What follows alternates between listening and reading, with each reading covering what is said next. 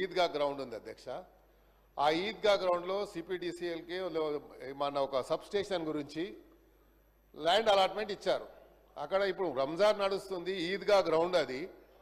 దాని పక్కకు వేరే ప్రభుత్వ స్థలం ఉంది. ఆ స్థలంలో కొంచెం నాకు క్యాంప్ ఆఫీస్కు స్థలం ఇవ్వమంటే అది వాళ్ళు ఐడెంటిఫై చేయలేకపోయారు. సబ్ స్టేషన్కు నేను లోకల్ ఎమ్మెల్యే ఉంటే నా నాలెడ్జ్ లేకుండా నేను ప్రివిలేజ్ నోటీస్ ఇస్తే కూడా యాక్షన్ తీసుకుంటారో లేదో అని చెప్పి మీది చెప్తా ఉన్నాను.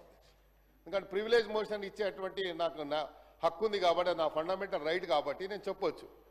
కానీ నా ప్రమేయం లేకుండా, నా యొక్క ప్రెజెన్స్ లేకుండా అక్కడ ఫౌండేషన్ వేశారు.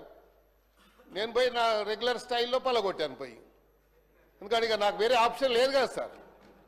ఆప్షన్ ఉన్నప్పుడు అంటే వేరే తీరు చెప్పొచ్చు. సో మరి మంత్రి గారు ఉన్నారు కాబట్టి, భట్టి గారు ఉన్నారు కన్సర్న్ మినిస్టర్ కాబట్టి వారి నోటీస్ తీసుకొస్తున్నారు అధ్యక్ష. ఇక తర్వాత చెప్తా ఉండు రాజుబాయి